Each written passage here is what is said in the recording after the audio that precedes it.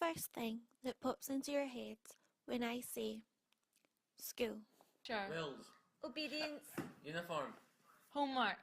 Tests. Worrying. Mr. McDonald. Hate. Boredom. Boredom. You just stole my answer!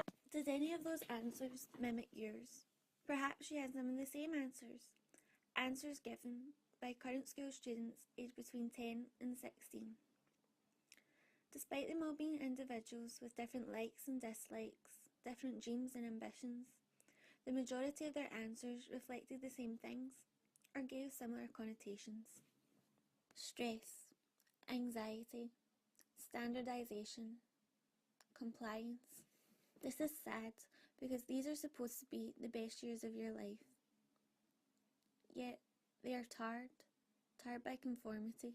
Conformity can be defined by behaviour that follows the usual standards that are expected by a group or society. The online Cambridge Dictionary gives an example. It's depressing how much conformity there is in such young children. What if I asked you, what would you say? How did you find school? Me? I dreaded school. It was a convoluted mix of bullying, examinations, worry, doubt, and not to forget trying to fit in, which is especially hard when you're an awkward teenage girl. So, I'd probably say failure. Yeah, failure is the thing that springs to mind. And I'm not the only one, to quote John Lennon. Probably the only time I ever be able to compare myself to Albert Einstein, so pay attention. Einstein was quoted saying, "School failed me, and I failed school. I wanted to learn what I wanted to know, but they wanted me to learn for the exam." I feel the same way. I never felt my strengths were acclaimed, unless it was for school press, of course.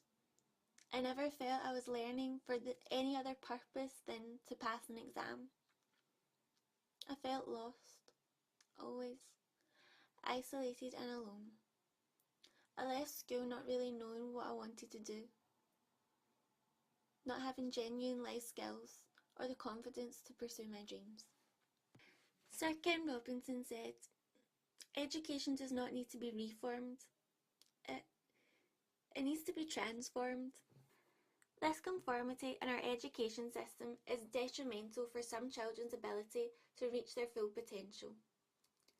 This idea of conformity within an education system can be underlined by one of the world's great thinkers, Ivan Illich. Illich believes schools are improperly consecrated by governing bodies and in turn, society too. He believed that schools are mechanisms for social engineering. We need certain attributes in people to continue the current model of society. Therefore, we train children to fit a certain mould. The mould, you ask?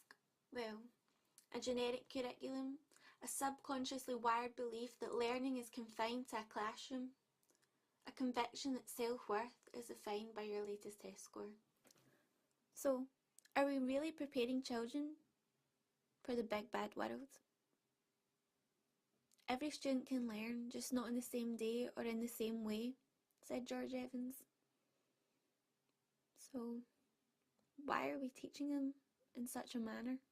I think that these notions that learning is static to the classroom, that every individual has to conform to the imposed boundaries, are diminishing the chances of new horizons, new heights.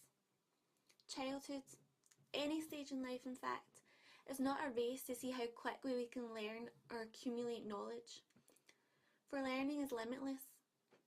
Childhood life is a marathon, not a sprint. Childhood is a small part of the track to learn and develop at a pace that suits the individual. Yet, we are instilling to children, students, that the mere point of education is to succeed another. Yet surely education should be about self-betterment.